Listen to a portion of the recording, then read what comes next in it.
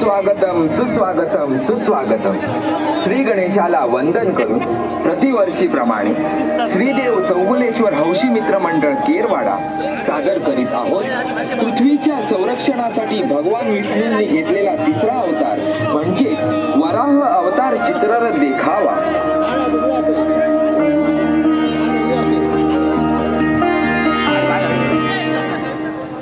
अंधकार,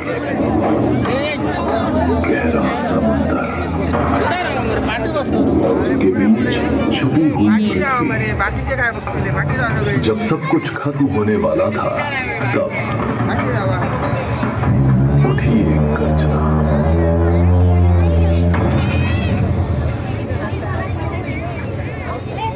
बचपन से ही जो काम 10 बच्चे मिलकर नहीं कर पाते थे वो काम हिरण्याक्ष अकेले ही कर लेता था. एक तरफ हिरण्याक्ष जो अत्यंत ताकतवर और आक्रामक था. हिरण्याक्ष कभी हारता नहीं था, इसलिए धीरे धीरे वो अपनी शक्ति को अपना अधिकार समझने लगा. बचपन से ही वो एक बात सुनता आ रहा था कि देवता सबसे शक्तिशाली होते हैं और यही बात उसके मन में एक अग्नि बनकर चलने लगी. अपनी शक्ति को और बढ़ाने के लिए हिरण्याक्ष ने एक निर्णय लिया. उसने ब्रह्मदेव की कठोर तपस्या शुरू कर दी. अन्न त्याग दिया, जल त्याग दिया. बस एक ही लक्ष्य था, ब्रह्मा को प्रसन्न करना. समय बीतता गया और अंततः उसकी तपस्या सफल हुई. ब्रह्मा प्रकट हुए. वरदान मांगो हिरण्याक्ष. तब हिरण्याक्ष ने मांगा युद्ध में अद्वितीय निपुणता और अजेयता का वरदान. तथास्तु. अब हिरण्याक्ष पहले से कई गुना अधिक शक्तिशाली हो चुका था. वो एक एक करके सबको युद्ध में हराने लगा. उसे रोक पाने वाला कोई नहीं था और उसके साथ उसका अहंकार भी बढ़ता जा रहा था. एक दिन उसने देवलोक पर आक्रमण कर दिया और जब उसने देखा कि देवता भी उससे भयभीत है तब उसका अहंकार अपनी सीमा पार कर गया. अब वो सिर्फ जीतना नहीं चाहता था, वो ये साबित करना चाहता था कि वह ही सर्वशक्तिशाली है. पूरे ब्रह्मांड पर सिर्फ उसी का नियंत्रण है. और तब उसने भूदेवी को अनंत सागर की गहराइयों में छुपा दिया.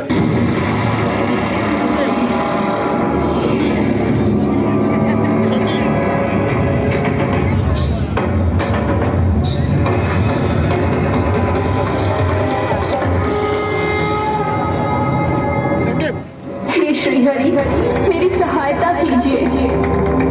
ओम नमो भगवते वासुदेवाय. ओम नमो भगवते वासुदेवाय. ओम नमो भगवते वासुदेवाय. पृथ्वी और सृष्टि की रक्षा के लिए मेरे दूसरे अवतार का समय आ चुका है. उसका ये वरदान अब उसके लिए अभिशाप होगा. अब मैं उसके अंत के लिए एक पशु के रूप में अवतार लूंगा.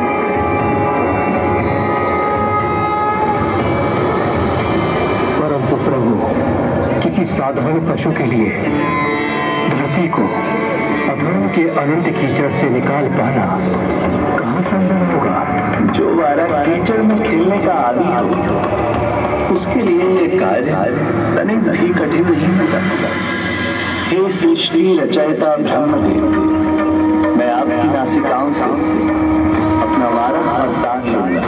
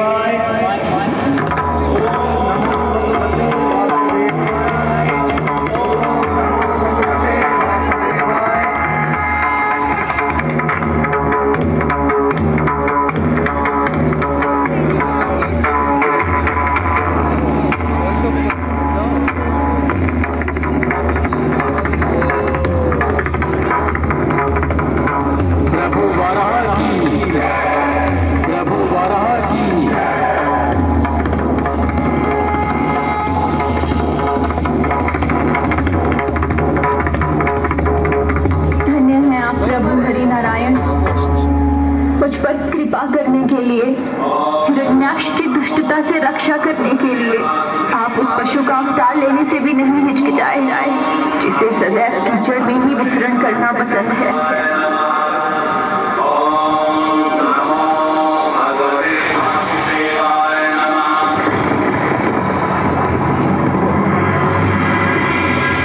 यदि भूदेवी इस अंधकार के तल तक पहुंच गई तो वो सदैव के लिए पहुंच जाएगी।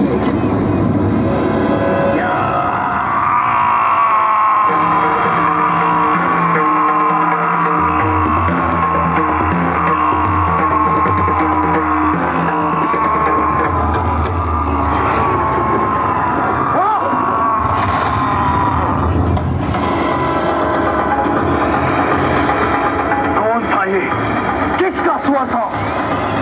क्या छल रच रहे हो तुम देवता? लगता है अभी प्रभु श्री हरि नारायण की महिमा से परिचित नहीं हो तुम।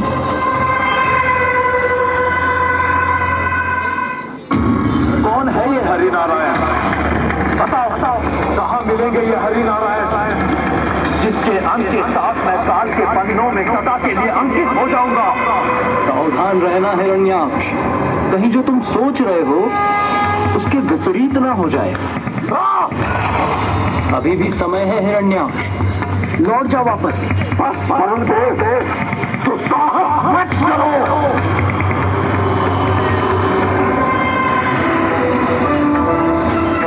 जो मैं सुनना चाहता हूँ बस उतना बताओ, अन्यथा चर्चा तुमको भाप फैलाना जानता हूँ मैं।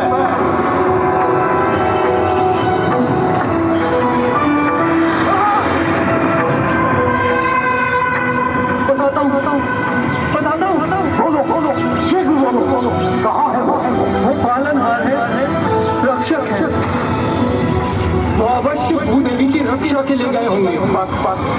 अब हिरण्याक्ष ही इस हरि नारायण का वध करेगा।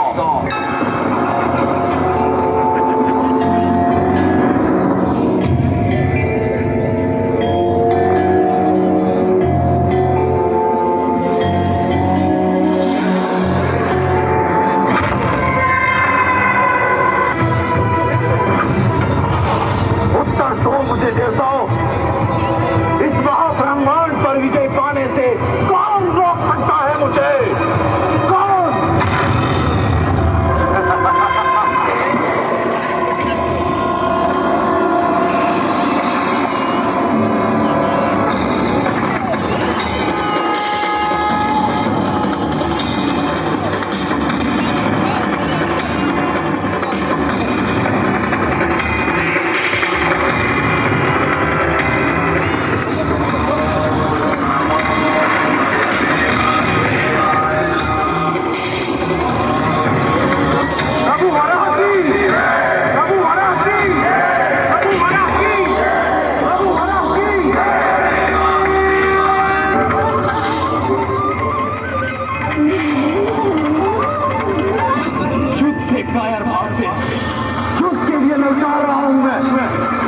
जो भी हो तू सामने करो मेरा दोस्तों वसुवरा।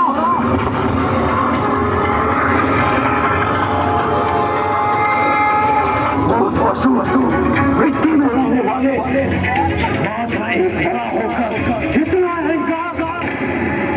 अब देख मैं तुम्हें धूल चढ़ाकर घूमने को अपने साथ ले जाऊंगा और फिर उसके अंकारी कीचड़ में डाल दूंगा। अब रोक सकते हो तो रोक कर दिखाओ मुझे।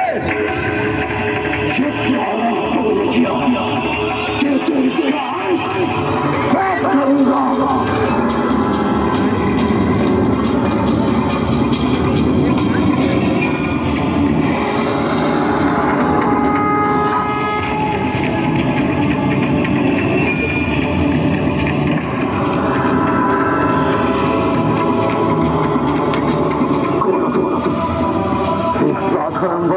शक्ति कि मुझे रोक सके असंभव है। यदि तुम सच में मेरा परिचय पाना चाहते हो तो ध्यान से देखो मुझे और पहचानो।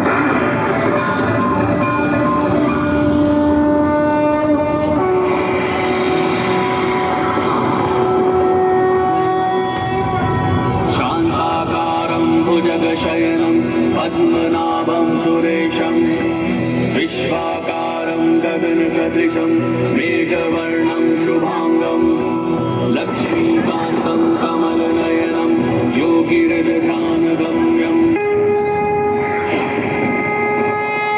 ये कोई माया तुम और कुछ नहीं बस एक बड़ा हो। मैं इस बार तुम्हारा वध करूंगा और भूमि को भी अपने अधिकार में लूंगा। नहीं नहीं, तुम अब भूदेवी पर कोई अत्याचार नहीं कर सकोगे हिरण्याक्ष। बहुत समय व्यर्थ पहुंच चुका हूं मैं, अब और नहीं। अब इस पृथ्वी को दो भागों में बांट दूंगा और तुम्हारा वध भी करूंगा मैं।